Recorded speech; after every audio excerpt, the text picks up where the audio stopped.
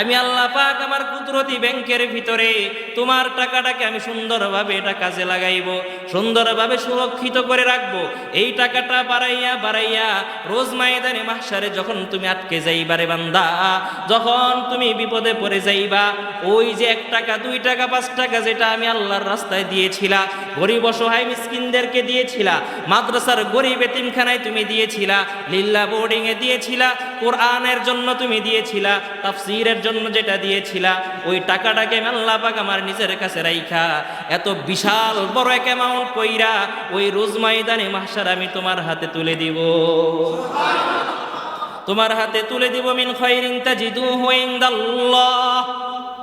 দুনিয়ার ব্যাংকে দিলে, ডেস্টিনি ব্যাংকে যারা দিছে এরা কিন্তু ফাক্কা, ব্যাংকও নাই, ব্যাংকের মালিকও নাই। আবার কিছুদিন আগে ইভেলি বেরোইছিল, ইভেলি নাম শুনছেন নি? এই ইভিলও কিন্তু মানুষের টাকাগুলো নিয়ে ভাগছে। আল্লাহ কয় বান্দারে, আমি দুনিয়ার এই প্রতারকদের মতো না, আমার কাছে যেইটা দিবা তাজিদুহু ইনদাল্লাহ, আল্লাহর কাছে হুবহু সেইটাই পাইবা, বরং ওইটার চাইতে আরো বহু গুণে বেশি পাইবা। বিশ্বাস আসেনি? আল্লাহ বলেন ওই দিন যখন তুমি দেখবা এত বড় বিশাল বড় একটা সওয়াবের লিস্ট, তখন ওই মানুষগুলো যারা আল্লাহর রাস্তায় দিয়েছে, 1টা 2টা নেকের জন্য যারা আটকে যাবে, অথবা গুনাহের কারণে যারা আযাবের ফেরেশতাদের হাতে গ্রেফতার হয়ে যাবে, ওই মুহূর্তে কঠিন সিচুয়েশনে ওই মানুষগুলোর আর কোনো উপায় থাকবে না। নিরুপায় হয়ে, উপায়ান্তর হয়ে মানুষগুলো এবার ভারাক্রান্ত হৃদয় নিয়া মানুষগুলো নিজেদের শরীরের গোশতগুলো কামড়াইবে। ইয়া ওয়াইলাতা লাইতানি লাম আত্তাখিজ ফুলানান খলিলা।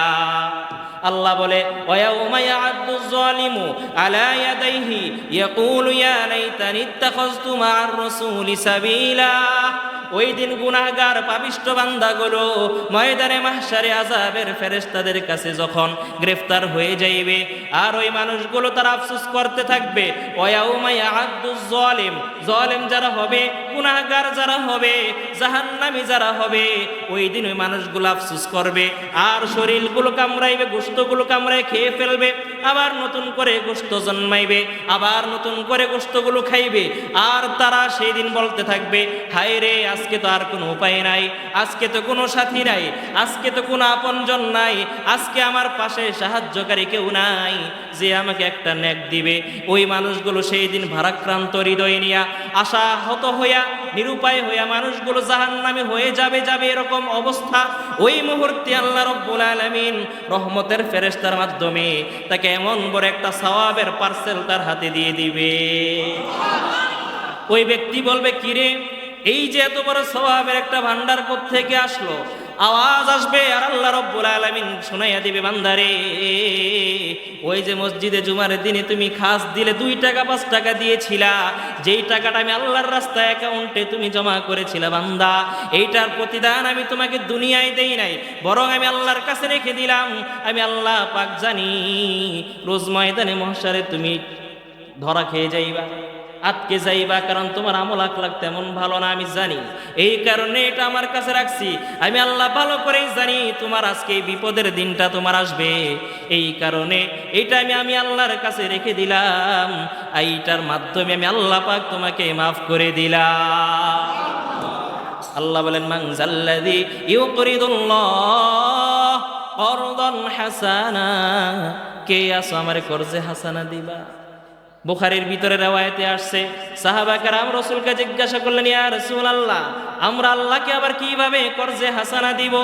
আল্লাহ রাব্বুল আলামিন ময়দানে মাহশারে এক শ্রেণী ধনী ব্যক্তিদেরকে ডাকবে, বলবে, হে আব্দুল করিম, এদিকে আসো, তোমাকে দুনিয়ায় আমি ধন সম্পদ দিয়েছিলাম, অনেক বেশি সম্পদ আমি তোমাকে দিয়েছিলাম, আমি আল্লাহকে কেন তুমি কর্জে হাসানা দিলা না?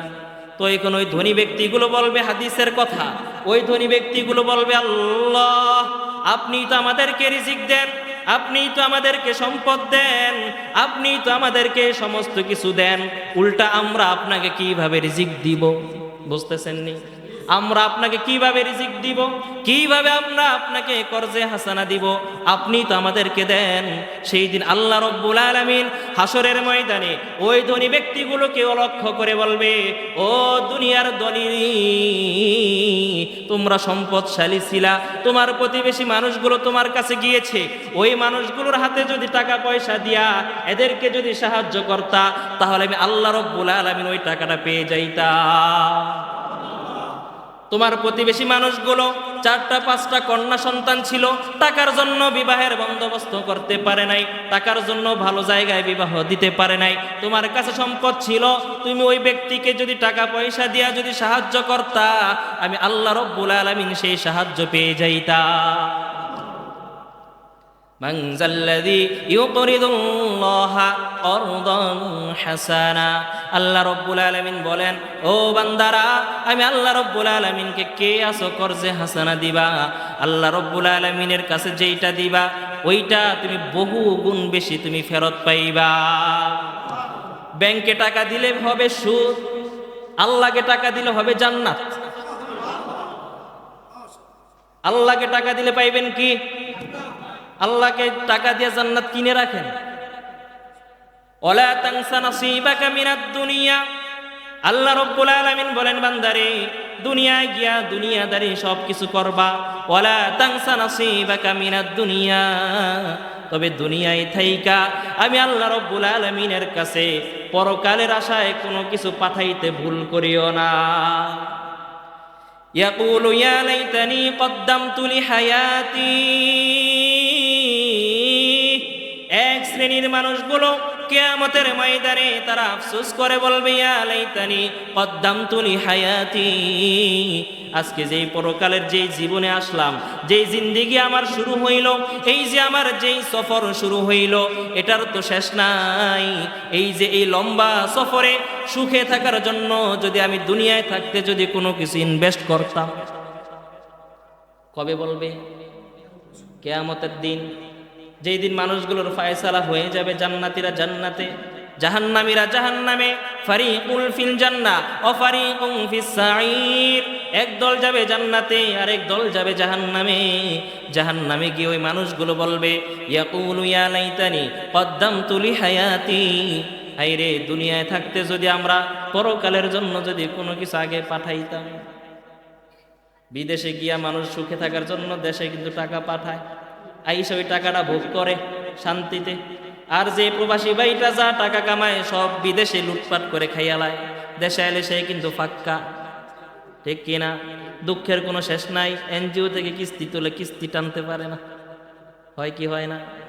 আল্লাহ রাব্বুল আলামিন বলেন, বান্দা, ওয়ালা তানসা নাসীবাকা মিনাদ দুনিয়া, দুনিয়ায় থাইকা আসল বাড়ি তোমার যেইটা, চিরস্থায়ী ঠিকানা তোমার জান্নাত, ওই পরকালের উদ্দেশ্যে কিছু পাঠাইতে ভুল করিও না।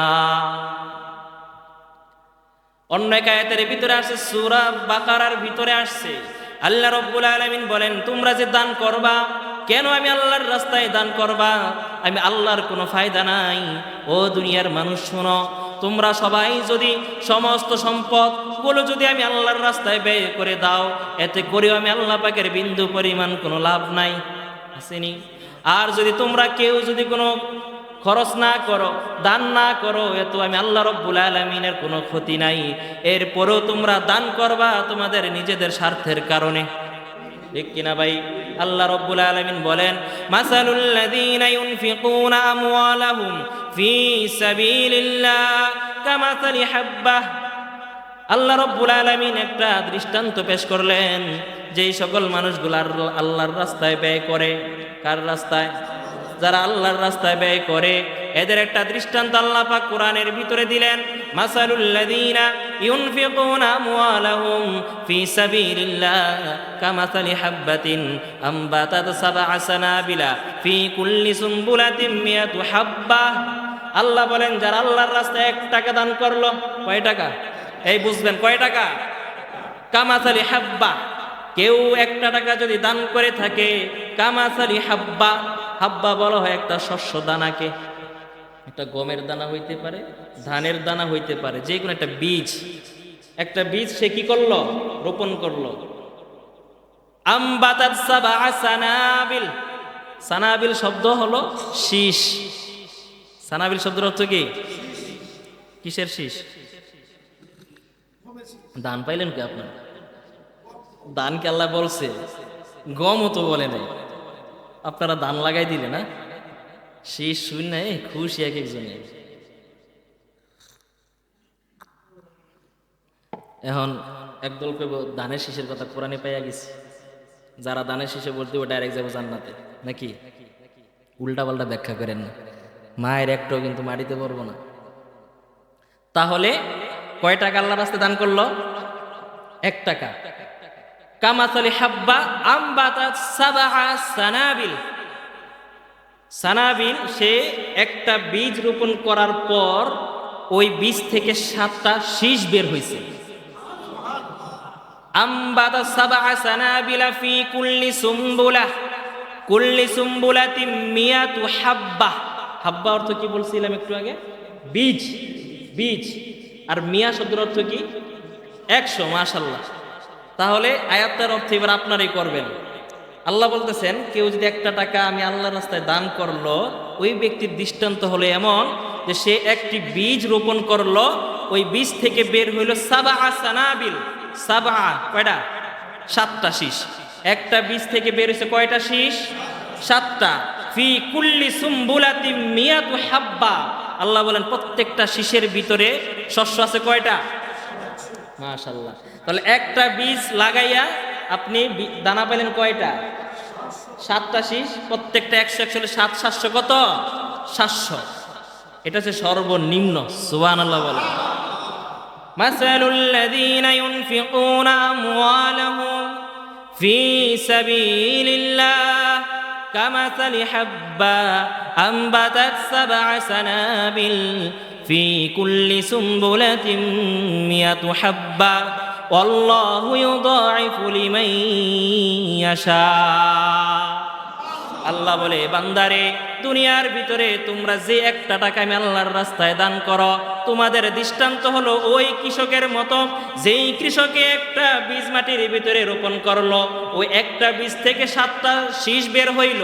প্রত্যেকটা শীষের ভিতরে 100 100 করে, একটা বীজ থেকে মোট পাইল 700টা শীষ, 700টা দানা। এই যে একটা বীজ রোপণ কইরা 1 টাকা যদি আমি আল্লাহর রাস্তায় দান করে রে বান্দা, সর্বনিম্ন 700টা নেকি তুমি পাইয়া যাইবা।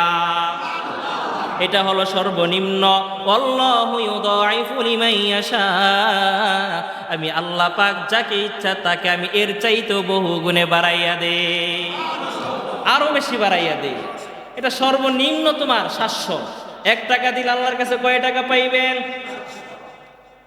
বিড়ি খাইয়া 10 টাকা চাললে কয় টাকা পাইবেন? যেই লোকগুলা বিড়ি টানে, বিড়ি খায়, আমার মাঝে মাঝে মনে চাই যে এই লোকটা ডাইরেক্ট জাহান্নামের লার্কিটা ধরায় মুহে দিল। জাহান্নামের খাবার বিড়ি। যারা কয় মাকরু, অনেকে শুনে আবার মাকরু কয়। আরে এটা স্পষ্ট হারাম। আপনি মাকরু কই পাইছেন? আপনি একটা জিনিস মনে রাখবেন, একটা মূলনীতি মনে রাখবেন, যেই জিনিসটা যেই অঞ্চলের মানুষ এটাকে নেতিবাচক দৃষ্টিতে দেখে, অপছন্দ করে, সমস্ত মানুষ সবাই, যেই অঞ্চলে যেই মানুষ যেই জিনিসটাকে সবাই নেগেটিভ মনে করে, নেতিবাচক মনে করে, খারাপ মনে করে, ওইটা হারাম। এবার বিড়ি, এটা যদি আমাদের বাংলাদেশে সবাইকে এটা ভালো জানে, ভালো জানে কারা জানেন? যারা খায়। যারা খায়। এবার যে মূলনীতিটা বললাম, এই মূলনীতি অনুযায়ী এবার আপনি ফতোয়া দেন তো কি হবে? এটা কি হবে? আরে মূলনীতি শিখাইতেছে, আমি তো আপনার সামনে বই, আপনাদের কোনো ভুল নাই। ওস্তাদের সামনে থাকলে ছাত্রদের কোনো ভুল আছে? কোনো ভুল নাই। ফতোয়া দিবেন আমার কাছে, আবার বাইরে গিয়ে দিয়েন না। তাইলে বিড়ি এটা দুনিয়ার খাবার না জাহান্নামের খাবার? এটা আমার কথা না। চলেন কোরআন থেকে ডাইরেক্ট নেই। হয়তো এই তথ্য হয়তো কেউ আগে আগে শোনেন নাই, এটা ডাইরেক্ট আমরা কোরআন থেকে নেই। আমার কথা হয়তো ভুলও হইতে পারে, আমার কথা আপনি মানবেন কে? ঠিক না? কোরআন থেকে যদি থাকে তাহলে এটা ভালো হয় না খারাপ হয়? এদেরকে আয়াত নাম্বার আমি আপনাদেরকে বলে দেবো, এদেরকে বলবেন যে এত নাম্বার আয়াতে এই সূরার ভিতরে আল্লাহ বলছেন এই বিড়ি এটা জাহান্নামীদের খাবার। সূরা গাশিয়া, সূরার নাম কি? সূরা গাশিয়ার ভিতরে আপনার 6 এবং 7 দুই আয়াতের ভিতরে বিড়ির ব্যাপারে আছে। কয় নাম্বার আয়াত? 6 এবং 7। বিশেষ করে 7 নাম্বার আয়াত স্পষ্ট আছে। সূরার নাম কি? গশিয়া। সূরাটা হলো আপনার 30 নাম্বার পারে অবস্থিত, সূরা গশিয়া। সূরা গশিয়া আয়াত নাম্বার 6 এবং 7। এটা আপনাদেরকে এই কারণে বলি, বাইরে আপনারা থাকবেন, এই বিড়ি খাওয়া এটাও বন্ধ করতে হবে। এলাকায় মানুষ এই বিড়ি খোরদের দেখে দেখে বিড়ি খাওয়া শিখে, উঠতি বয়স ছেলেরা শিখে, এরপরে বিড়ি থেকে আস্তে আস্তে আরও উপরে যায়, ঠিক না? যতটা ছেলে মাদকাসক্ত হয়েছে, নেশাগ্রস্ত হয়েছে, প্রত্যেকটা ছেলে সরাসরি কি বাবা ধরছে? বাবার আগে কিন্তু এই যে টুকটাক ওই যে জাহান্নামের খুঁড়াটা ধরছে আগে। এই বিড়ির অপর নাম কি? জাহান্নামের খুঁড়া। কি এটা? এই জাহান্নামের খুঁড়া বলবেন, ঠিক আছে? আর যারা খাইবেন এরাও দোয়ানে গিয়া কইবেন যে জাহান্নামের একটা খুঁড়া দে। দুনিয়ার ভিতরে যদি কেউ আসল খাঁটি প্রেমিক আশেক যদি আপনারা খুঁজেন, তাহলে বিড়ি খোররা হচ্ছে সবচেয়ে বড় আশেক। একজনের প্রতি একজনের আন্তরিকতা ভালোবাসা থাকে না, তাই বিড়ি খোর বিড়ির প্রতি সবচেয়ে বড় আশেক। পৃথিবীতে এমন কোনো কেউ নাই যে একজন মানুষকে ভালোবাসে, সে জানে যে ওই মানুষটার কাছে গেলে আমার নিশ্চিত মৃত্যু, এমন করে জানি না কেউ ভালোবাসে। কিন্তু বিড়ি খোররা বিড়ি খেলে যে নির্ঘাত মৃত্যু, এটা জানি না সে এটা খায়। ধূমপান ক্যান্সারের কারণ, ধূমপান স্বাস্থ্যের জন্য ক্ষতিকর, হ্যাঁ, স্মোকিং অফ দ্য ডেঞ্জার আছে না এরকম? জানার পরও প্যাকেটের ভিতরে লেখা আছে যে এটা খাইলে তোমার ক্ষতি, বিড়ি খাইলে ভালো, কোনো জায়গায় লেখা পাইছেন? এরপরও সে কোন যুক্তিতে এটা খায় বলেন? কোন যুক্তিতে সে এটা খায়? এটা খাওয়ার পর যদি আপনার বেবি যদি পছন্দ করত, তাহলে একটা কথা ছিল। ইসলাম কতটা মানবতার ধর্ম শিখে নেন। মুখের দুর্গন্ধ এটা ইসলামে অপছন্দ। কেন? কারণ দুর্গন্ধ যখন থাকে তার প্রতিবেশী লোকটার কষ্ট হয়। এই প্রতিবেশীর হক, প্রতিবেশীর দিকে বিবেচনা করে মুখের ভিতর দুর্গন্ধযুক্ত খাবার খাওয়া নিষেধ করছে। যদিও খাইয়া থাকেন তাহলে সাথে সাথে মিসওয়াক করার আদেশ আছে। কাঁচা পেঁয়াজ এটা স্বতন্ত্রভাবে খাওয়াটা মাকরু না, তবে কাঁচা পেঁয়াজ খাওয়ার পর যদি আপনি মুখে দুর্গন্ধ নিয়ে যদি আবার নামাজে আসেন তখন এটা মাখেন। বুঝে আসলো? আবার অনেক মানুষ বেশি সুফিগিরি করে কাঁচা পেঁয়াজ খায় না। বিরিয়ানির সাথে কাঁচা পেঁয়াজ না হলে কি জমে কোন দেই? এরা খায় না। একদল খায় কয় হুজুর এটা মাকরু। আর কে কইছে তোমার মাকরু? যেটা আল্লাহ পাক হালাল করছে এটা হারাম করার অধিকার তোমার কে দিচ্ছে? বুঝে নেন, মাসালা বুঝে নেন। সব গায়ে মুফতি বানামো কইছি না, মুফতি হইয়া যান। এটা হচ্ছে মিনি মুফতি আপনারা, বুঝছেন? ছোটখাটো মুফতি এইখানে চলবো আপনাকে ফতুয়া, এই 4 দেয়ালের ভিতরে, বাইরে কিন্তু না। বাহিরে ফতুয়া দেওয়ার এজাজত নাই আরো পরে। তাহলে কাঁচা পেঁয়াজ খাওয়া স্বতন্ত্রভাবে এটা কি না? মাকরু না। মাকরুটা কেন? এটা খাওয়ার পর যদি আপনার দুর্গন্ধ আসে, আশেপাশে মানুষ যদি কষ্ট পায়, অথবা নামাজে আসলেন দুর্গন্ধ নিয়ে, তখন এটা মাকরু। কিন্তু কেউ কাঁচা পেঁয়াজ খাইছে, খাওয়ার পর সে মিসওয়াক করলো, ব্রাশ করলো, বর্ণ কিছু খাইছে, এখন দুর্গন্ধটা আসে না, তাহলে তার জন্য মাকরু হবে? এখন তো খাইবেন তো। আল্লাহ। তো যেটা বলতেছিলাম, এই যে এই ধূমপান, এটা সবাই বলে যে এটা ক্ষতি, তারপরও মানুষগুলো খায়। তো এটা সূরা গশিয়ার ভিতরে আল্লাহ পাক বলছেন যে জাহান্নামীদের খাবার কি হবে। বলছেন আল্লাহ পাক, লাইসা লাহুম তুআম, জাহান্নামীদের জন্য কোনো খাবার নাই। বলেন, সবাই বলেন, ইল্লা মিন দরি', তবে দরি' নামক একটা খাবার আছে। কি দরি'? কি দরি'? এই দড়িটা কি? আল্লাহ বলতেছেন, লা ইউসমিনু ওয়া লা ইউগনি মিন জু'। এই খাবারটা ওই জাহান্নামীদেরকে লা ইউসমিনু, না এদের শরীর মোটা তাজা করবে, ওয়া লা ইউগনি মিন জু', না এদেরকে ক্ষুধা নিবারণ করাইবে। এদের শরীর হৃষ্টপিষ্ট মোটা তাজা হবে না, এবং এদের ক্ষুধা নিবার খাবার জাহান্নামে খাওয়াইবে। আমি চিন্তা ভাবনা করে দেখছি, এমন খাবার দুনিয়াতে বিড়ি ছাড়া আর কোনো খাবার নাই। বিড়ি খাইলে কি ক্ষুধা নিবারণ হয়? আপনারা খাইছেন নি কোনো সময়? হ্যাঁ। আর বিড়ি খেলে কি স্বাস্থ্য বাড়ে? স্বাস্থ্যের জন্য উপকার না, ক্ষুধাও নিবারণ হয় না। এমন পৃথিবীতে এমন কোনো খাবার নাই।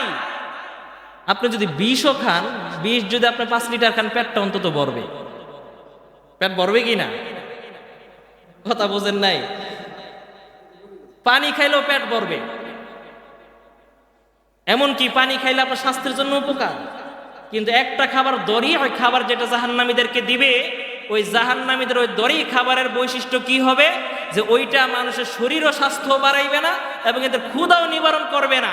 এমন একটা খাবার দিবে, আপনি বলেন যে এমন খাবার পৃথিবীতে বিড়ি ছাড়া কোনটা আছে?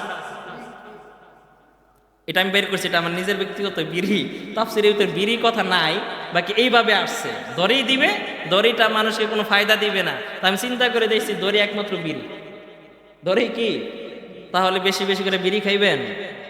আল্লাহ পাক আপনি দেখেন একটা মাকে কত তাড়াই দিয়ে যাচ্ছে গা, সন্তানগুলোকে যখন প্রত্যেকটা বনি আদম সন্তান যখন মায়ের পেটে আসে, তখন মায়ের পেটে থাকা অবস্থায় তার মায়ের পেটের সাথে নাভি থেকে একটা লাইন কইরা তাকে কিন্তু খাবার ভিতরে ঢুকায়। ঢুকানোর পর যখন এই বাচ্চাটা যখন ভিতরে পরিপক্ক হয়ে যাবে, বের হওয়ার মতো উপযুক্ত যখন হয়ে যাবে, তখন বের হওয়ার পর ওই মায়ের পেটের ভিতরে বের হওয়ার আগ দিয়া আল্লাহ পাক তাকে একটু হালকা কিছু শক্ত শক্ত খাবার দেয়, একটু ভারী খাবার দেয়, বা খাবারের পরিমাণ একটু বাড়াইয়া দেয়। কেন? কারণ তুমি এখন এমন একটা জায়গায় যাইতেছো, ওই জায়গায় তোমাকে শক্ত খাবার খাইতে হবে, বেশি খাবার খাইতে হবে। তোমার এখন শরীরের ক্যাপাসিটি কম, এই জন্য খাবারও কম, কিন্তু সামনে যাইবা, তুমি বড় হইবা, হাঁটবা, দৌড়াইবা, কাজ করবা, এই যে বোঝা বহন করবা, তোমার শক্তির প্রয়োজন। তখন আল্লাহ পাক ওই বাচ্চাটাকে পেটের ভিতরে খাবারের পরিমাণটা একটু বাড়াইয়া দেয়, হালকা হালকা একটু শক্ত কঠিন পদার্থের খাবারও দেয়। কেন দেয়? আল্লাহ বুঝাইলেন তুমি এমন জায়গায় যাইতেছো, ওই জায়গায় খাবারটা এরকম হবে। তো যারা বিড়ি খায় এরা নিজেরাই বুঝাইতেছে যে আমরা মরার পরে এমন জায়গায় যাবো যে এখানে আমাকে বিড়ি খাইতে হবে। ঠিকটাও তো ঠিক মতো বললেন না, কি কথা কি ভেজাল আছে? হ্যাঁ, বুঝেন নাই? আপনি কেন বিড়িটা খাইবেন? আপনি আপেল খাইবেন, মালটা খাইবেন, আনার খাইবেন, মাছের কলিজা খাইবেন, এগুলো হচ্ছে জান্নাতি খাবার। আপনি বুঝাইবেন যে না আমি পরকালে জান্নাতে যাব। প্রত্যেকটা মানুষ কোথায় যেতে চায়? আপনি বিড়ি খেয়ে বুঝাইতেছেন আমি জাহান্নামে যাই, কপাল পোড়া। আল্লাহ চাইতে জান্নাতে যা, এই নিজেই যা জাহান্নামে। আল্লাহর দোষ আছে কোনো? তাহলে বুঝেন এবার, মাসালুল্লাযীনা ইউনফিকুনা আমওয়ালাহুম ফি সাবিলিল্লাহ কামাসালি হাববাতিন আমবাতাত সাবআ সানাবিলা ফি কুল্লি সুমবুলাতিন মিয়াতু হাব্বা।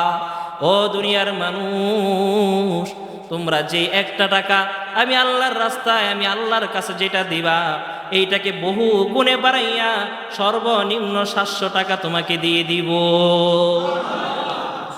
অন্য এক হাদিসের ভিতরে আসছে, ক্বালান নবী সাল্লাল্লাহু আলাইহি ওয়াসাল্লাম ওয়ালা মা নাকাসা মালুন আন সাদাকাতিন। বিশ্বনবী বলেন, কোন মানুষ সদকা করার কারণে, দান করার কারণে তার সম্পদ কমে না। কে বলছেন? নবীজি। কে বলছেন? যে দান করার কারণে কোনো মানুষের সম্পদ কমে না। বাহ্যিকভাবে যদিও দেখো, কিন্তু না, হাকিকিভাবে তোমার সম্পদ বাড়ায় দেন কে? ওমা আতাইতুম মির রিবাল লিয়ারবু ফি আমওয়ালিন নাস ফালা ইয়ারবু ইনদাল্লাহ।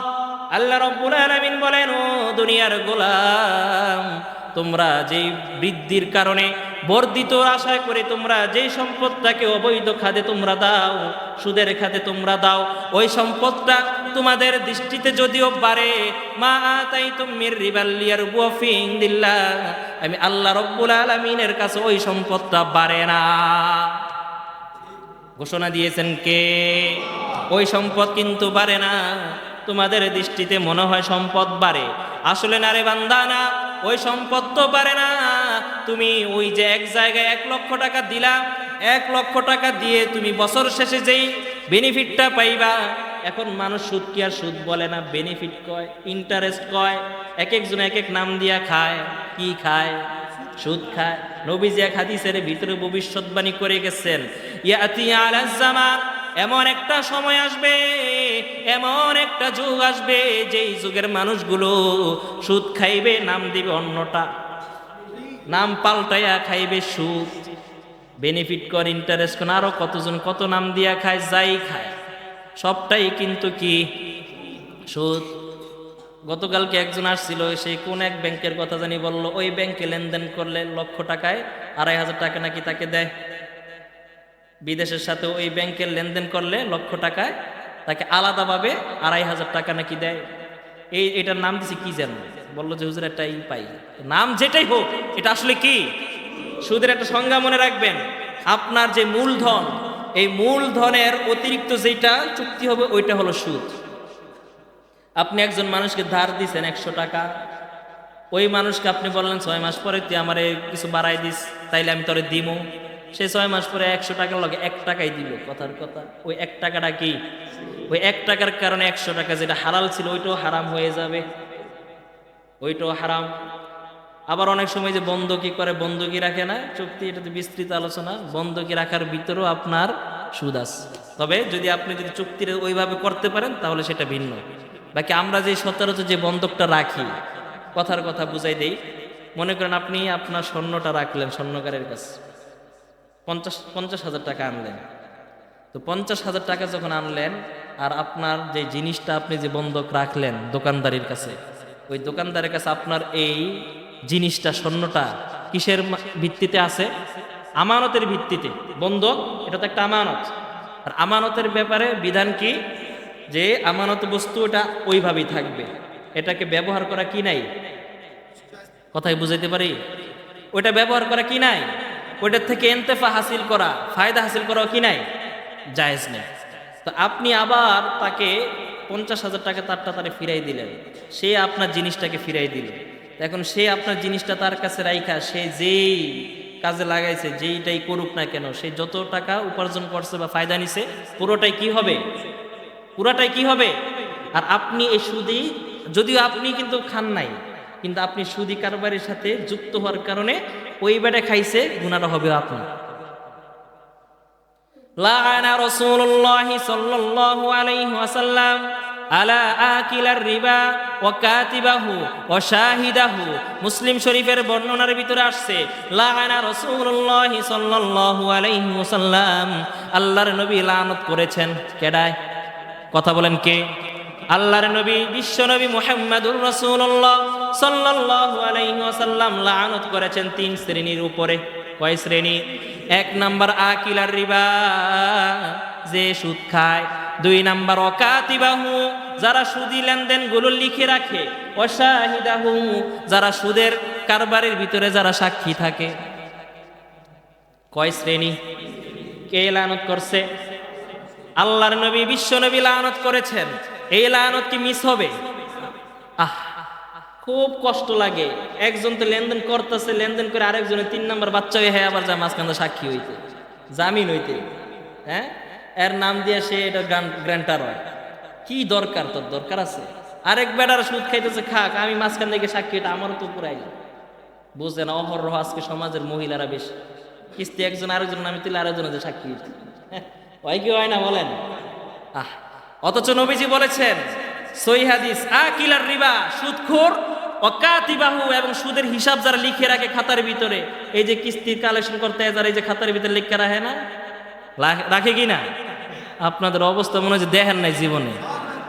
এই লেনদেন আপনার তেলির বিলে নাই, সব মনে আল্লাহ আপনারা। হ্যাঁ, এগুলো দেখেন নাই। হ্যাঁ, আবার সাবধান, আর বেশি আগালে পরে আমার অবস্থা খারাপ হয়ে যাবে। তাহলে যারা লিখে রাখে, আল্লাহ, যারা সাক্ষী থাকে, 3 জনের উপরে নবীজি লানত করছে। আল্লাহ পাক আমাদের এই ভয়ঙ্কর এই লানত থেকে আমাদেরকে হেফাজত করেন, বলেন আমিন। তাহলে যেটা বলতেছিলাম, ওয়ামিম্মা রাযাকনাহুম ইউনফিকুন, খরচ করব কার দেয়া মাল থেকে? আল্লাহর দেয়া মাল থেকে। এই সম্পদ কিন্তু আমার না। প্রত্যেক দিন একটা হাদিসের বুখারীর বর্ণনাতে আসছে, প্রতিদিন 2 জন ফেরেশতা দুনিয়ায় অবতরণ করে। কয়জন? নাজালাত মালাইকানে ফি কুল্লি ইয়াউম, প্রতিদিন 2 জন ফেরেশতা দুনিয়ায় অবতরণ করে।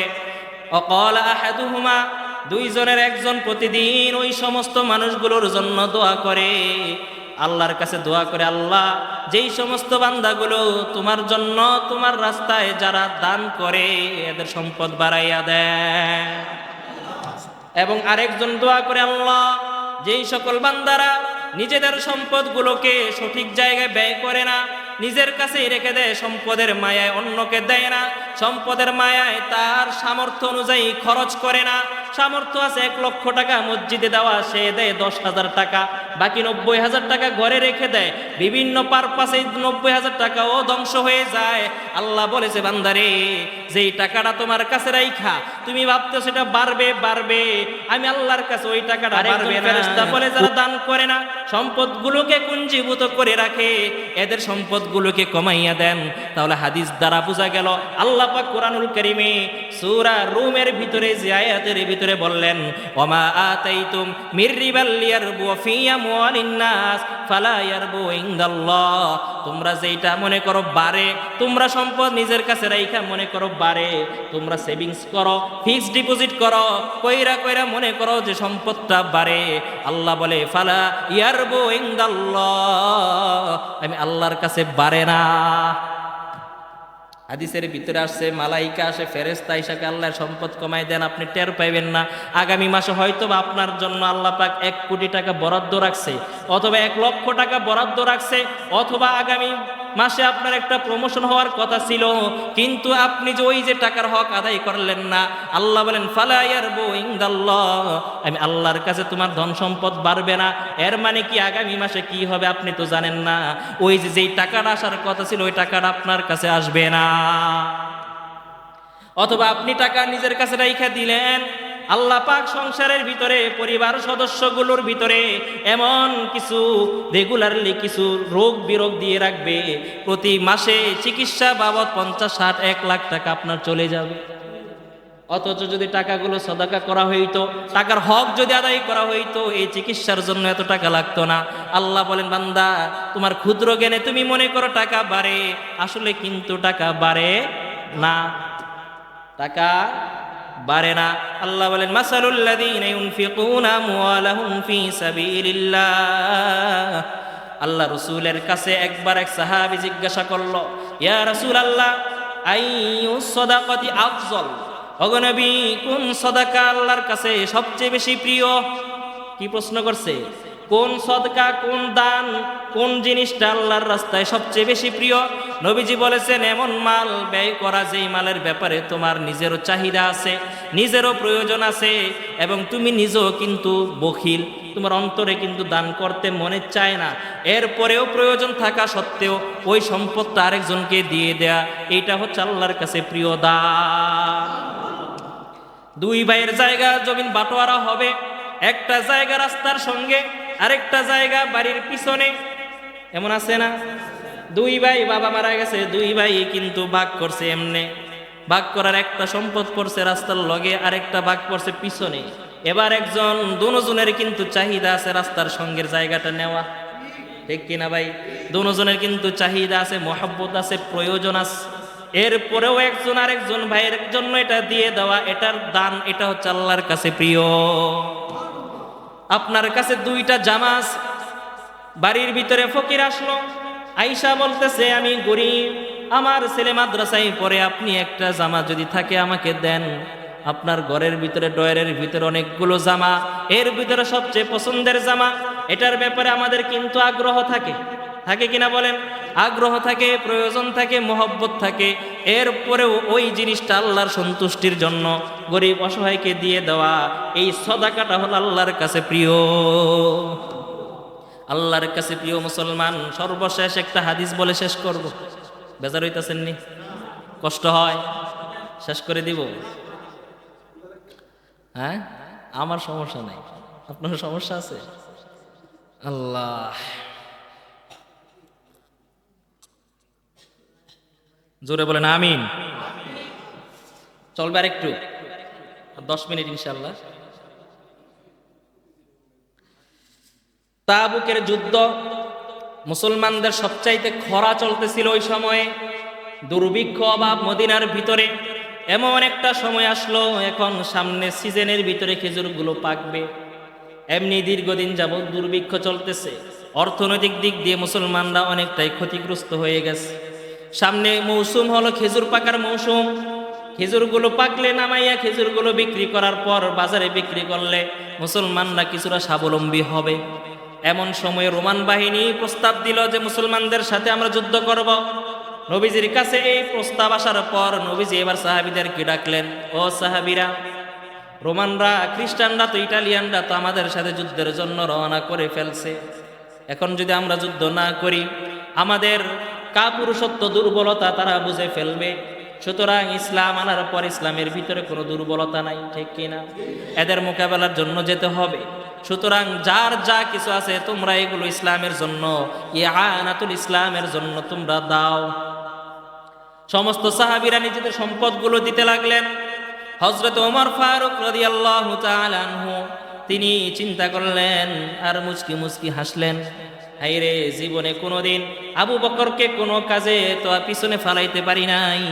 আজকে নবীজি ধন সম্পদ চাইছে, মাল চাইছে, সহযোগিতা করার জন্য নবীজি এবার রুমাল বিছাইছে। তাহলে বোঝা গেল দ্বীনের জন্য, ইসলামের জন্য হাত পাতা এটা দোষের না, এটা নিন্দনীয় না, বরং এটা নন্দিত। ইসলামের জন্য হাত পাতা এটা নন্দিত, নিন্দিত না। ইসলাম ছাড়া নিজের প্রয়োজনে হাত পাতা এটা নিন্দনীয়। নবীজি ইসলামের জন্য হাত পাচ্ছে, রুমাল বিছাই দিচ্ছে, কে কি পারো দাও। আজকে অনেক সময় অনেক জায়গায় মানুষকে বললে মসজিদের জন্য ভাইয়ের কাছে যান, এক না আমি কারো কাছে যাই না। ভিতরে তাকাব্বুরি আছে, অহংকার আছে, ঠিক কি না? আপনার মাথায় তাকওয়া, যে বললাম না তাকওয়া তো ব্যাপক বিস্তৃত, এটা সব কাজে তাকওয়া ফলো করা চাই। বিচার সালিশ আমার তাকওয়া ফলো করবেন কিনা, নাকি বিচারের ভিতরে মুখ দেখে আপনি বিচারের রায় ঘুরাই দিবেন? হ্যাঁ, কথা কয় না। সব কাজে তাকওয়া থাকা চাই। তো নবীজি রুমাল বিছাই দিলেন। হযরত ওমর, সাহাবীদের কেমন মানসিকতা ছিল, এমন অভাব চলতেছে, আবার যাইতে হবে যুদ্ধে। যে এলাকায় যুদ্ধ হয় মনে রাখবেন, যুদ্ধে জয় বিজয় যেটাই হোক, জয় পরাজয় যাই হোক, কিন্তু যেই অঞ্চলে যুদ্ধ হয় ওই অঞ্চলটা বিধ্বস্ত হয়ে যায়। ওই অঞ্চলের বাড়ি ঘর, রাজপথ, রাস্তাঘাট সব কিন্তু আপনার অচল হয়ে যায়। এটাকে আবার মেরামত করতে আবার অনেক অর্থের প্রয়োজন পড়ে, ঠিক না? তো সাহাবীরা এমনিতে কপাল ভাঁজ করা দরকার ছিল, কিন্তু না, বরং হযরত ওমরের ভিতরে আনন্দের ঢেউ খেলতেছে। কয় জীবনে কোনোদিন আবু বকর তোমারে তো পিছে ফালাইতে পারি নাই, মনে মনে কয় আজকে তোমারে পিছে ফালামু, দেখমু তুমি কিভাবে আজকে আমার উপরে জয়ী হও। হযরত ওমর খুশিতে আনন্দে দৌড়ে গেছে বাড়িতে। বাড়িতে যাওয়ার পর নিজের সমস্ত সম্পদগুলোকে একত্রিত কইরা একবারে কুমড়া কাটার মতো অর্ধেক করছে, ভাগ করছে। এক ভাগ ঘরে রাখছে, আরেক ভাগ আইনা রসুলের রুমালের উপরে দিছে, বলতেছে ইয়া রাসূলুল্লাহ, এই নেন সম্পদ আপনার জন্য দিলাম। এবার আল্লাহর রসুল প্রশ্ন করলেন, ও ওমর, কি নিয়ে আইছো তুমি? আমি আল্লাহর জন্য, আল্লাহর জন্য, আল্লাহর রাস্তায় জিহাদ করার জন্য তুমি কি দিলা? হযরত ওমর বলতেছে ইয়া রাসূলুল্লাহ, যা সম্পদ ছিল সম্পদগুলোকে দুই ভাগ করে এক ভাগ আল্লাহর জন্য রাইখাই, আল্লাহর জন্য নিয়ে আসছি, আর অর্ধেকটা বাড়িতে রাইখাইছি। সুবহানাল্লাহ বলেন না? মিলান মিলান, আমাদের অবস্থা এদের সাথে একটু মিলান। আমি আপনি কয় টাকা দান করি বলেন? সব কিছু তো পাক্কা, কিন্তু টাকা দিতে গেলে হয়ে যায় ফাক্কা, দেয় না, একবারে চিমসা ধরে রাখে। হযরত আলী বলছেন যে ধন সম্পদের ক্ষেত্রে তাকওয়া, ইবাদতের ভিতরে তাকওয়া, ধন সম্পদের ভিতরে তাকওয়া, সব কিছু ঠিক আছে। ধন সম্পদের ক্ষেত্রে, লেনদেনের ক্ষেত্রে যদি তাকওয়া না থাকে তাহলে সে মুত্তাকি না। এবার হযরতে ওমর রাসূলের সাথে দাঁড়িয়ে আছে, আর মুখে চেহারার ভিতরে আনন্দের ছাপ, মনে মনে ভাবতেছে কখন হযরত আবু বকর আসবে। আমি তো জানি আবু বকরের আজকে কিছু নাই, আবু বকরের চাইতে আমি পরিমাণে আজকে বেশি। মনে রাখবেন মুসলমান, আল্লাহ পাক কোনো সংখ্যা দেখে না, আল্লাহ পাক দেখে শুধু বান্দার দিলের তাকওয়া। আল্লাহ পাক দেখে তাকওয়া। কুরবানির সময় আপনার কুরবানি দেন কিনা, আল্লাহ পাক এটা দেখে না কে কত লক্ষ কোটি টাকা দান করলো, কত লক্ষ টাকার জীব কিনে সে কুরবানি দিল। আল্লাহ পাক টাকার পরিমাণ দেখে না, আল্লাহ পাক দেখে ওই মানুষটার দিলের তাকওয়ার অবস্থা কেমন। এবার হযরত আবু বকর সিদ্দিক রাদিয়াল্লাহু তাআলা আনহু এলোমেলো চুলে, জীর্ণ শীর্ণ পোশাকে, একটি খেজুর পাতার দিয়ে একটা চট বানানো তাফসীরের ভিতরে পাওয়া যায়। খেজুর পাতার দিয়ে কোন রকমে একটি চট বানাইয়া ওই চটটা গায়ের ভিতরে দিছে, কোনো বোতাম নাই আটকানোর মতো, এই কারণে খেজুরের কাঁটা দিয়া ওই বোতামের মতো আটকে রাখছে। হযরতে আবু বকর এমন একটা জীর্ণ শীর্ণ পোশাকে রাসূলের দিকে আসতেছে, হাতের এই ভিতরে ছোট্ট একটা পুটলি, ছোট্টখাট্ট একটা পুটলি। হযরত ওমর বলতেছে, এই পুটলার ভিতরে আর কতটুকুই বা সম্পদ হবে? আমি আজকে বিজয় হয়ে গেছি, আমি আজকে আবু বকরকে হারাইয়া দিছি। কিন্তু না না, এই হাদিসটা হযরত ওমর বর্ণনা করে তিনি বলেন, কিন্তু না, পরক্ষণে যখন হযরত আবু বকর রাসূলের কাছে আইসা যখন ওই সম্পদটা সে রাসূলের রুমালের উপরে রাখলো, তখন রাসূল ওই আবু বকরকে সবার আগে প্রশ্ন করলো, ও ভাই আবু বকর, আপনি বাড়িতে কি রাইখা আসছেন?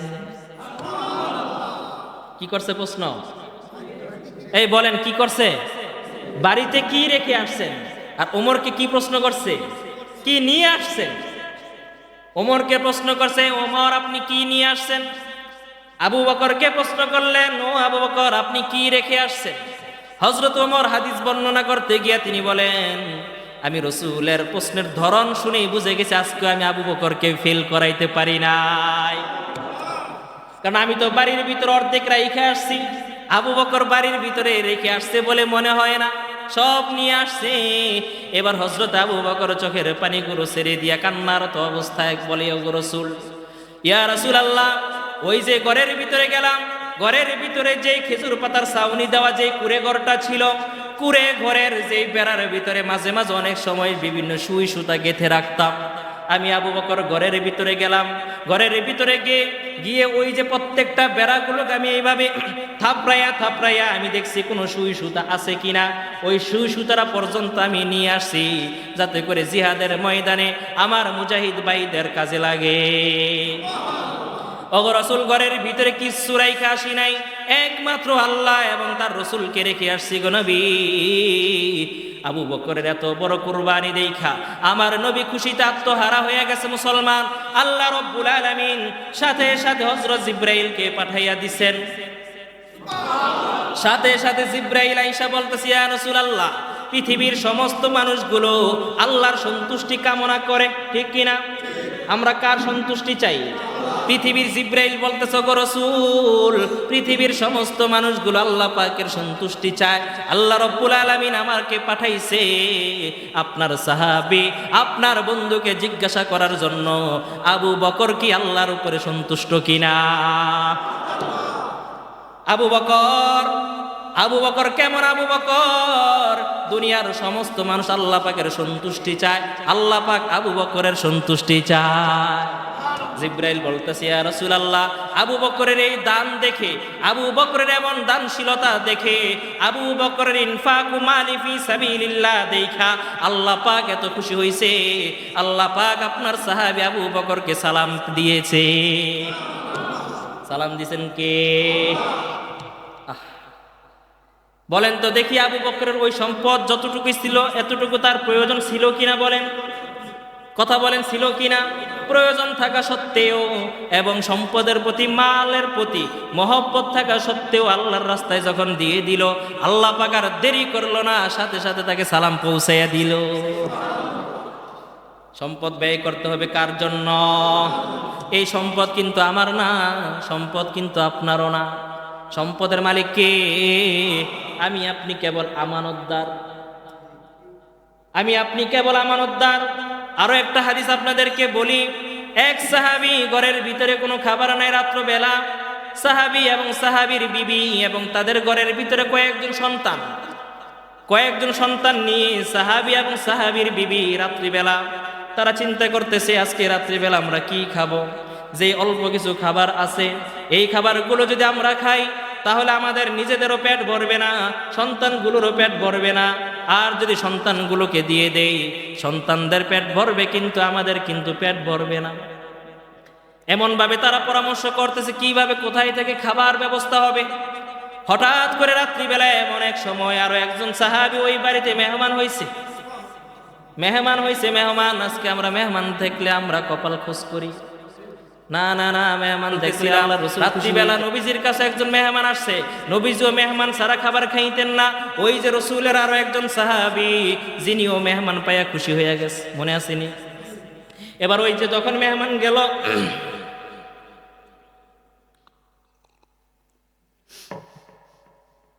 মেহমান দেখার পর ওই সাহাবী এবার খুশি হয়ে গেল, ঘরে কিন্তু খাবার আছে কয়জনের, বাচ্চাদের পরিমাণে 2 জন বাচ্চা খাইতে পারে এরকম কিছু খাবার আছে। বাকি স্বামী একা খাইলেও পেট ভরবে না, স্ত্রী খাইলেও কি করবে না, পেট ভরবে না, অল্প খাবার। কিন্তু এমন অবস্থায় মেহমান গেছে, সাহাবী অসন্তুষ্ট হইলেন না।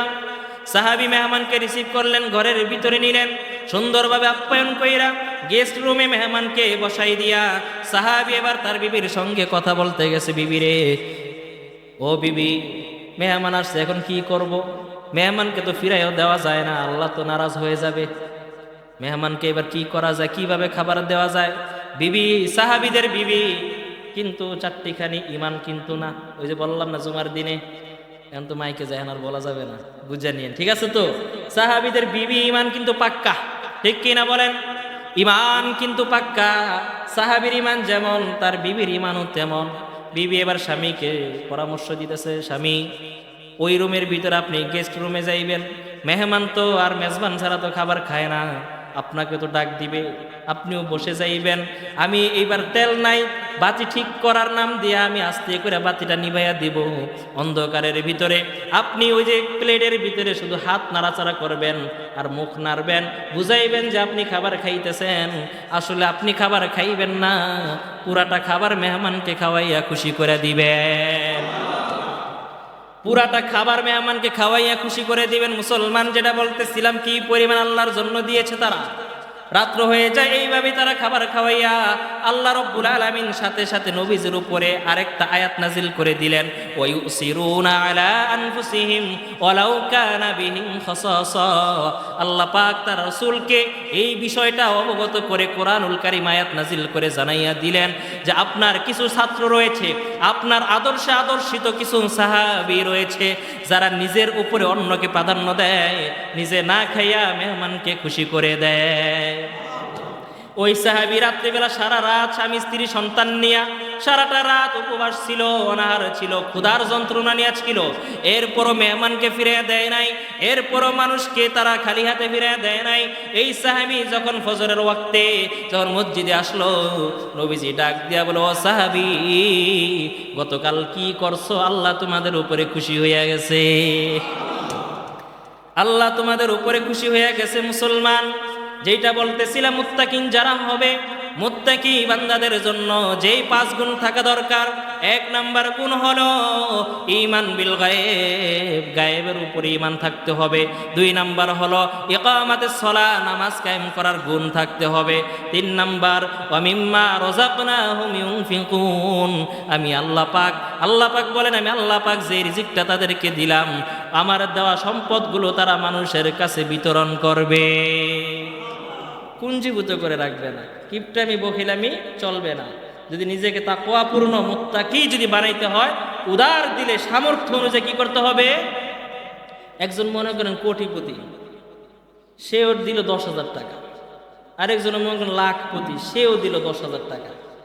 তো বলেন তো 2 জনের দান কি আল্লাহর কাছে সমান? না। আপনার সামর্থ্য অনুযায়ী আপনাকে দান করতে হবে। যদি সামর্থ্য দান না করেন, তাকওয়ার প্রমাণ হবে না। আল্লাহ পাক আমাদেরকে তাকওয়া হওয়ার জন্য সমস্ত গুণগুলো হাসিল করার তৌফিক দান। মুত্তাকিনদের মৌলিক কয় গুণ? 5 গুণ। মুত্তাকিন যারা, এদের ভিতরে গুণ থাকবে কয়টা? 5টা। 1 নাম্বার গুণ হলো মৌলিক গুণ, এরা ঈমান রাখবে গায়েবের উপরে, সমস্ত বিধিবিধান বিস্তারিত আলোচনা। 2 নাম্বার গুণ হলো নামাজ কায়েম করবে। আজকে 3 নাম্বার গুণ নিয়ে আলোচনা হবে ইনশাআল্লাহ। 3 নাম্বার গুণ আল্লাহ বলেন, ওয়া মিম্মা রাযাকনাহুম ইউনফিকুন। প্রকৃত মুত্তাকিন যেই সকল বান্দারা হবে, প্রকৃত ঈমানদার যারা হবে, ওয়া মিম্মা রাযাকনাহুম ইউনফিকুন, আমি আল্লাহ রাব্বুল আলামিন তাদেরকে যেই রিজিক দিয়েছি, যেই সম্পদ দিয়েছি, ওই ধন সম্পদ থেকে, ওই রিজিক থেকে, আমার দেয়া সম্পদ থেকে আল্লাহর রাস্তায় ব্যয় করবে। কার দেয়া রিজিক? ওমিম্মা রাযাকনাহুম ইউনফিকুন। আল্লাহ বলেন, আমার দেয়া রিজিক থেকে তারা সম্পদগুলো ব্যয় করবে। আয়াতের অর্থটা বুঝছেন? আল্লাহ বলে নাই যে তোমাদের সম্পদ থেকে আল্লাহর রাস্তায় দাও, বলছেন রাযাকনাহুম, আমি এদেরকে যেইটা দিয়েছি, যে সম্পদগুলো দিয়েছি, এটা থেকে ব্যয় করবে। আল্লাহ বলেন নাই যে রজাক না কম বা তোমাদের রিজিক থেকে দাও, এটা বলেন। তাহলে এই যে আয়াতের এই সূক্ষ্ম একটা বাক্যচয়ন দ্বারা বোঝা যায়, আল্লাহ পাক বুঝাই দিলেন যে প্রকৃত সম্পদের মালিক কে। তোমার কাছে আছে, এটা আমানত, এটার মালিক তুমি না, এটা আমি আল্লাহ মালিক। সুতরাং আমার দেয়া রিজিক থেকে আমার রাস্তায় ব্যয় করো। কতটুকু ব্যয় করবেন? সবটা না। আল্লাহ বলেন না যে আমার দেয়া সম্পদ সবগুলা ব্যয় করে দাও। মিম্মা, আল্লাহ বলেন অমা ইউনফিকুন বলে নাই, বলছেন মিম্মা, বলছেন মিন শব্দ শুরুতে আছে। মিন দেয়ার দ্বারা আপনারা বাচ্চা গেছেন। মিন দ্বারা বুঝাইছে যে কিয়দাংশ, অল্প কিছু। অল্প কিছুর কি একটা পরিমাণ আছে না? এটা কত? এটা আবার আপনি হাদিস থেকে নিতে হবে। রসুল বলেছেন যে শতকরা 2.5%। 100 টাকা আপনার কাছে আছে, 2.5 টাকার মালিক কারা? গরিব মিসকিন। 1 লক্ষ টাকা আছে, 2.5 টাকার মালিক কে? মিম্মা, মিম্মা দ্বারা বুঝাইছেন সবটা না, কিছুটা। আর কিছুটা কি? এটা হাদিস থেকে বোঝা যায় যে নবীজি বলেছেন 2.5%। শতকরা 2.5%-এর মালিক কে? গরিব অসহায় বা আল্লাহ পাক। ইমাম ফখরুদ্দিন রাজি রহমতুল্লাহি আলাই বলেন যে এখানে যেই ব্যয় করার কথা বলা হয়েছে, খরচ করার কথা বলা হয়েছে, এটা শুধু জাকাত না, বরং এটা সমস্ত আম খরচ করা। এই শব্দটা ব্যাপক। এখানে জাকাতও আছে, সদাকাও আছে, মান্যতও আছে, আত্মীয় স্বজনের হক রক্ষা করাও আছে, মসজিদ মাদ্রাসায় দান করার ব্যাপারেও আছে। সমস্ত ভালো কাজে সমস্ত খরচকে এখানে কি করা হয়েছে? শামিল করা হয়েছে। ইমাম কুরতুবী রহমতুল্লাহি আলাই বলেন যে এইখানে আয়াত দ্বারা বুঝাইলেন আল্লাহ পাক যে সম্পদ সঞ্চয় করে রাখার ভিতরে কোনো তাকওয়া নাই, বরং সম্পদকে আল্লাহর সম্পদ আল্লাহর রাস্তায় ব্যয় করার মধ্যেই রয়েছে তাকওয়া। ইমাম তাবারি রহমতুল্লাহি আলাই তার তাফসিরের ভিতরে লিখেছেন, এই আয়াত দ্বারা আল্লাহ রাব্বুল আলামিন বুঝিয়েছেন যে খরচ করবা কোনটা? এমন জিনিস যেটার ব্যাপারে তোমার প্রয়োজন আছে, হাজত আছে, হাজত থাকার পরেও এটাকে খরচ করা কথা এখানে বলা হয়েছে। এটার নাম হলো তাকওয়া। অর্থাৎ আপনার প্রয়োজন আছে বা সম্পদের প্রতি আপনার আসক্তি আছে, মহব্বত থাকার পরেও এই সম্পদটা খরচ করার কথা বলেছেন কে? তাহলে 3 জন মুফাসসির 3 রকমের ব্যাখ্যা তারা দিয়েছেন। ইমাম ফখরুদ্দিন রাজি তিনি বললেন যে ধন সম্পদ ব্যয় করার মাধ্যমে শুধু জাকাত না, ওয়াজিব আছে, নফল আছে, সুন্নত আছে, মুস্তাহাব আছে, সমস্ত খরচ করা এখানে শামিল। সব ধরনের খরচ করতে হবে। একজন মানুষ জাকাত প্রদান করে বছরে, কিন্তু জাকাতের বাহিরে নফল দান সাদাকা সে করে না, তাহলেও সে তাকওয়া হবে না। অথবা সে মাঝে মাঝে করে, কিন্তু তার উপরে মান্যতের কিছু সাদাকা আছে, অথবা তার উপরে কিছু আত্মীয় স্বজনের হক রয়েছে, বোনদের হক রয়েছে, এলাকার মানুষদের হক রয়েছে, কিন্তু সে হকগুলো আদায় করে না, বাকি জাকাত প্রদান করে, তাহলেও তার কি হবে না? তাকওয়া আদায় হবে না। ইমাম কুরতুবী বলেছেন যে সম্পদ জমিয়ে রাখে, কিন্তু নামাজ রোজায় পাক্কা, হজ প্রদান করে, জাকাতও মাঝে মাঝে দেয়, কিন্তু তার প্রতি সম্পদের একটা আসক্তি আছে, সম্পদকে সে পুঞ্জীভূত করে রাখে, তাহলেও তার ভিতরে কি নাই? তাকওয়া নাই।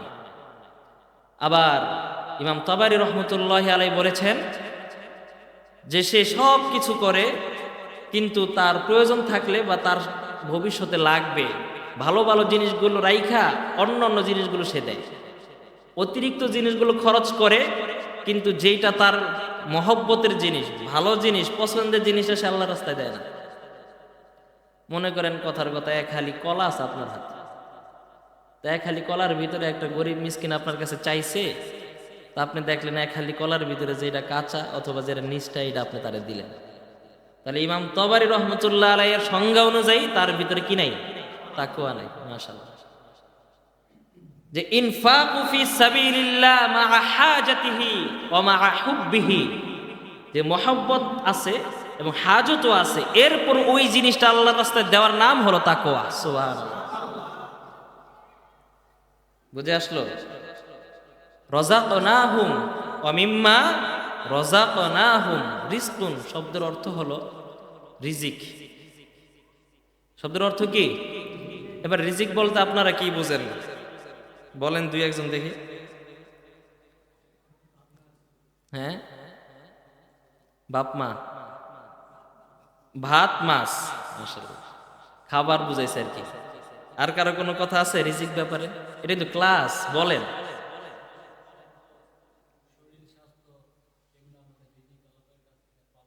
মাশাআল্লাহ, এটা কিন্তু একটা তাফসির, একটা ক্লাস। ওই হিসেবে আপনাদের থেকে জিজ্ঞাসা, আপনাদের থেকে কিছু নিতে হবে, আমাকে দিতে হবে, ঠিক না? আর কারো কোনো বক্তব্য আছে? সাদ্দাম ভাইটা হয়েছে আংশিক, আলহামদুলিল্লাহ। রিজিক হলো, আর রিজকু মা ইউনতাফাউ বিহিন নাস, রিজিক হলো প্রত্যেক এমন বস্তু যে বস্তু দ্বারা মানুষ উপকৃত হয়। যে বস্তু দ্বারা মানুষ কি হয়? উপকৃত হয়, এটার নাম কি? রিজিক। এবার আপনার চোখ আছে, চোখ দ্বারা আপনি উপকৃত হন না, চোখ রিজিক। আপনার মেধা সুস্থ আছে, মেধাটা ভালো, এটা কি? আপনার সন্তানটা ভদ্র, শান্ত, কথাবার্তা শুনে, অভদ্র না, এটা কি? রিজিক। সন্তান রিজিক, কন্যা সন্তান রিজিক। এলাকার ভিতরে আপনার একটা নাম ডাক আছে, মানুষগুলোর সাথে সুসম্পর্ক আপনার আছে, এটা কি? রিজিক। এটা কি? পোশাকটা কি? স্ত্রী কি? মা বাবা কি? সব কিছু যেটা দ্বারা আপনি উপকৃত হন ওইটাই কি? রিজিক। এবার আপনি চিন্তা করেন আমি কি কি দ্বারা আমি উপকৃত হই, প্রত্যেকটা জিনিসে কি? রিজিক। রিজকুন, সব কিছু আপনাকে ব্যয় করতে হবে যদি আপনার তাকওয়া ঠিক রাখতে হয়। শুধুমাত্র টাকা ব্যয় করার দ্বারাই রিজিক বুঝায় না। আপনার মেধা আছে, ভালো মেধা, আপনি বুঝেন, বিচার সালিশ ভালো বুঝেন, এই মেধাটা দিচ্ছেন কে? এটা একটা রিজিক। এবার এই মেধাটাকে সঠিক খাদে ব্যয় করার নাম হলো তাকওয়া। বুঝেন নাই? অনেকের মেধা আছে, বুদ্ধি আছে, বুঝে ভালো, কিন্তু সে মানুষকে ভালো পরামর্শ দেয় না, খালি কুপরামর্শ, কেমনে সে ধ্বংস হইব, কেমনে সে নিচে থাকবো, ওই বুদ্ধি দেয়।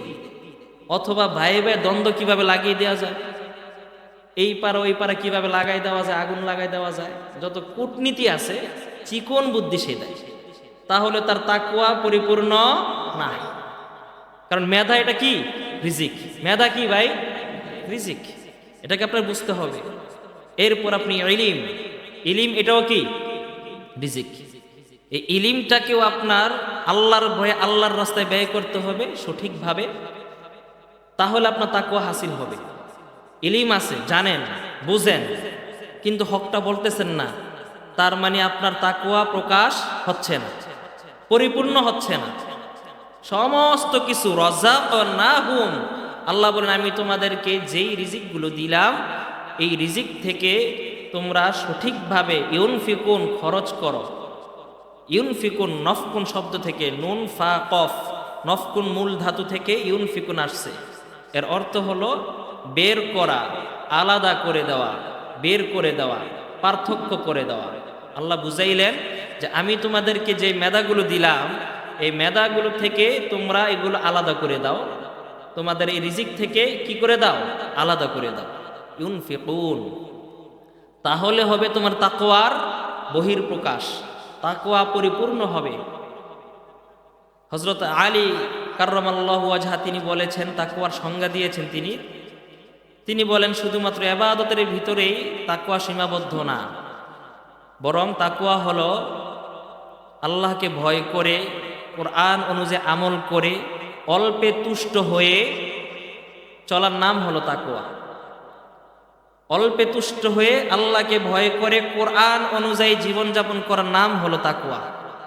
তাকওয়া কেবলমাত্র ইবাদতের ভিতরে সীমাবদ্ধ না, বুঝবেন ভালো করে, বরং তাকওয়া আপনার মাল, আপনার ধন সম্পদের উপরে তাকওয়া আছে। কথা কি বুঝতেছেন? ধন সম্পদের উপরে কি থাকতে হবে? সূরা তাকাসুর আয়াত নাম্বার 8, সুম্মা লাতুসআলুন্না ইয়াওমাইযিন আনিন নাঈম।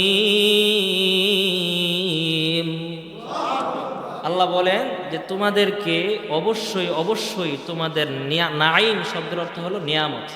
নাঈম শব্দের অর্থ কি? যে তোমাদের নিয়ামত রাজির ব্যাপারে তোমাদেরকে জিজ্ঞাসা করা হবে। নিয়ামত কি? নিয়ামতের ব্যাখ্যায় আসছে ধন সম্পদ, সুস্থতা, সন্তান সন্ততি, আপনার অপসরতা, সমস্ত কিছু যা দ্বারা উপকৃত হন, রিজিক যেটা, এটাই নিয়ামত। এই নিয়ামতের ব্যাপারে জিজ্ঞাসা করবেন কে? পরীক্ষা নেওয়া হবে। সুতরাং এই ব্যাপারে যদি তাকওয়া না থাকে পরীক্ষায় ফেল। পরীক্ষা দিতে গেলে কি থাকতে হবে? তাকওয়া থাকতে হবে। আমাকে আপনাকে যেই নিয়ামত সম্পর্কে, ধন সম্পদ সম্পর্কে আল্লাহ পাক জিজ্ঞাসা করবে, যে বলা হবে, অন্য এক হাদিসের ভিতরে আসছে, লা ইয়াজালু কদামু বানি আদম হাত্তা ইউসআলা আন খামস। নবীজি বলেছেন, হাসরের ময়দানে প্রতিটা বনি আদমের কদম সামনে বাড়াতে পারবে না, সামনে অগ্রসর হতে পারবে না, হাত্তা ইউসআলা আন খামস, 5টি প্রশ্নের উত্তর দেয়া ছাড়া। কয়টি প্রশ্নের উত্তর? নবীজি বলেছেন 5টি বিষয়ের উত্তর দেওয়ার আগে বনি আদম সামনে অগ্রসর হতে পারবে না। 1 নাম্বার, আন হায়াতিহি ফিমা আবলা ও আন মালিহি ফিমা আফনা। যে তার হায়াতের ব্যাপারে জিজ্ঞাসা করা হবে, যে তোমাকে যে 60 বছর, 70 বছর, 100 বছর হায়াত দিয়েছিলাম, এই হায়াত নামক এই সময়টা, হায়াতের এই জিন্দেগিটা কোন কোন কাজে ব্যয় করেছ, আজকে জবাব দাও। 1 নাম্বার। 2 নাম্বারে, আন মালিহি ফিমা আফনা। যে তার সম্পদ যেটা তাকে দিয়েছিলাম, ওই সম্পদ সে কিভাবে উপার্জন করেছে এবং কোন খাতে ব্যয় করেছে, এই ব্যাপারে জিজ্ঞাসা করবেন কে? তাহলে ধন সম্পদের ভিতরে তাকওয়া থাকা দরকার আছে না নাই?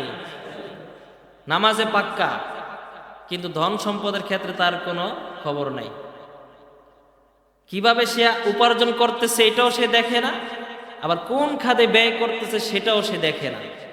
তাহলে ধন সম্পদের ভিতরে থাকতে হবে। অন্য এক আয়াত আল্লাহ বলেন, ওয়ালা তাকুলু আমওয়ালাকুম বাইনাকুম বিল বাতিল।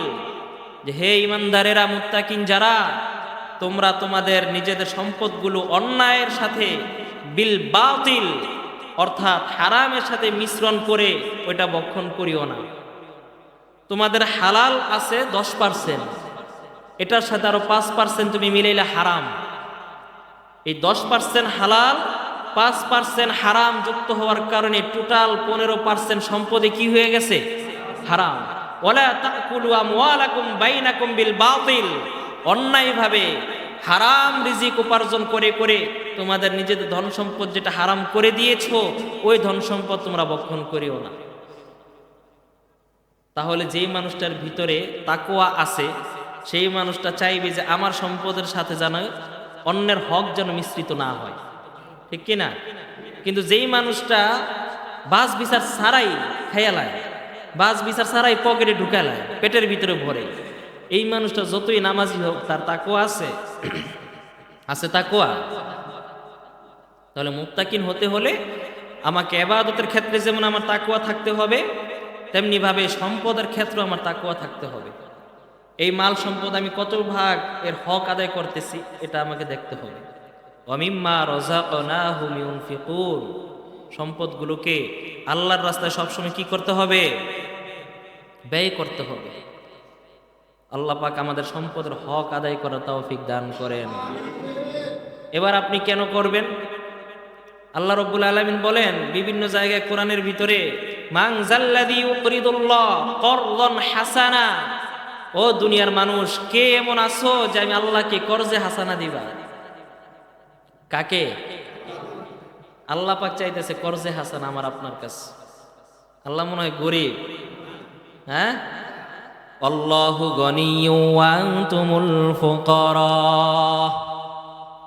আল্লাহ রাব্বুল আলামিন বলেন, ও দুনিয়ার ধনীর দুলাল, ও দুনিয়ার প্রভাবশালী বিত্তবান লোকেরা, তোমরা শোনো, তোমরা যতই ধন সম্পদের মালিক হও না কেন, ও আনতুমুল ফুকারা, তোমরা হইলা গরিব।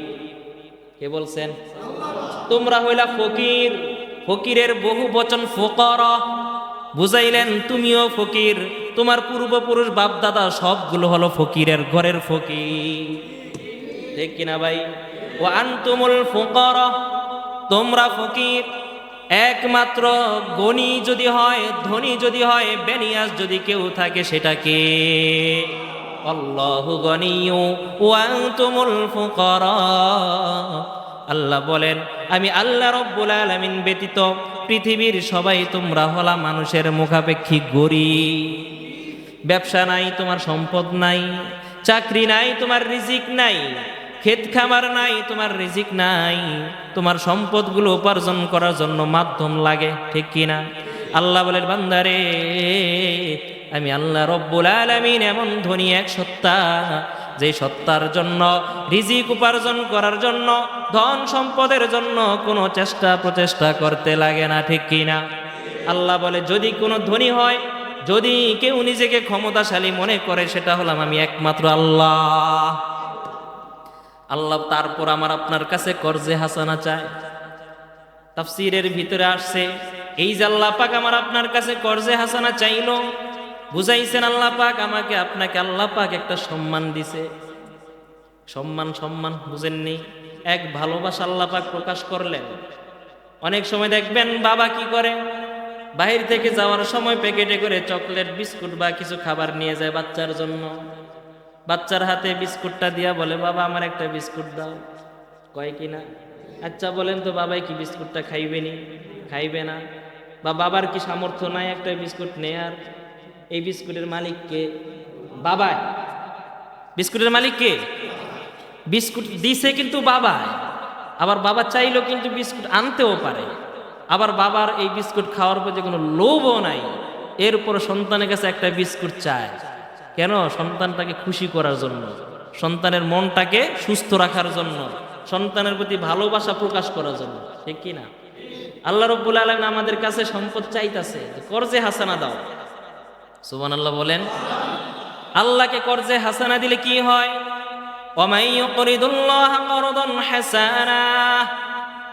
আল্লাহ রব্বুল আলামিনের কাছে আমি আপনি যেই কর্জে হাসানাগুলো দিব, দুনিয়ার ধন সম্পদগুলোর থেকে যেই সম্পদগুলো সঞ্চয় করে রাখছেন, ওই সম্পদ থেকে যদি আল্লাহ রব্বুল আলামিনকে যদি আমি আপনি দিতে পারি, তাহলে আল্লাহ রব্বুল আলামিন পবিত্র কোরআনুল কারীমের সূরা মুজাম্মিলের 20 নম্বর আয়াত আল্লাহ বলেন, ওমা তুকদ্দিমু লিআনফুসিকুম মিন খায়রিন তাজিদুহু ইনদাল্লাহ হুয়া খায়রু ওয়া আ'যাম।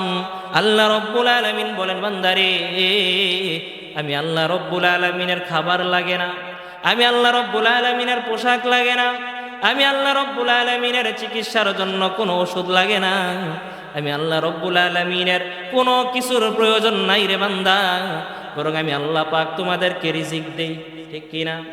এরপর আমি আল্লাহকে যদি তোমরা কর্জে হাসানা দিতে পারো, আমি আল্লাহ পাকের কথায় যদি তোমরা সন্তুষ্ট হতে পারো, এই যে কর্জে হাসানা দেওয়ার মাধ্যমে যদি তোমরা আমি আল্লাহর সাথে একটা চুক্তিবদ্ধ করতে পারো, শান্তি চুক্তি যদি তোমরা হাসিল করতে পারো বান্দা, তাহলে আমি তোমাদের এই যে এই চুক্তিটাকে, এই যে তোমরা যেই টাকাটা আমি আল্লাহ রব্বুল আলামিনের খাদে তোমরা ব্যয় করলা, এইটা আমি তোমাদের জন্য আযম আজরা, কিয়ামতের দিন, যেই দিন একটা নেকের জন্য মানুষগুলো সেই দিন পাগলের মতো, ভবে গুরের মতো দিক বেদিক করে দৌড়াইবে, আর বাপ তার সন্তান থেকে পলায়ন করবে, ভাই ভাই থেকে দূরে সরে যাইবে, ভাই তার ভাইকে চিনবে না, সন্তান তার বাবাকে চিনবে না, বাবা তার সন্তানগুলোকে চিনবে না।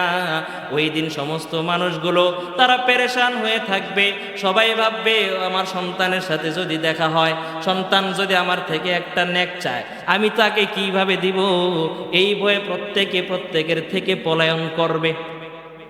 একটা নেকের জন্য পুরো হাসরের ময়দান দিক বেদিক দৌড়াইবে। ও বান্দা, একটা নেকের জন্য মানুষগুলো সেই দিন পাগল পাড়ায় হয়ে যাইবে, সেই দিন তার উপকার করার মতো কেউ আসবে না। আমি আল্লাহ রব্বুল আলামিনের অ্যাকাউন্টে, আমি আল্লাহ রব্বুল আলামিনের কুদরতি হাতে যদি তুমি যা কিছু দিয়া একটা চুক্তি যদি করে যাও রে বান্দা, আযম আজরা, ওইটাকে আমি আল্লাহ পাকের কাছে রাইখা বাড়াইবো, ওইটাকে আরো বেশি বলাইবো, আরো সঞ্চয় করে করে করে করে এইটাকে বাড়াইতে বাড়াইতে ও মুসলমান দুনিয়ার ব্যাংকে যখন টাকা আপনি ইনভেস্ট করেন, ওই ব্যাংক কর্মকর্তা ওই টাকাটাকে বিভিন্ন খাতে ব্যয় করে ওই টাকাটাকে আরো বাড়াইয়া বাড়াইয়া 1 বছর 10 বছর পর আপনারে কিন্তু বাড়াইয়া দেয়, ঠিক কিনা? আল্লাহ রাব্বুল আলামিন বলেন আমার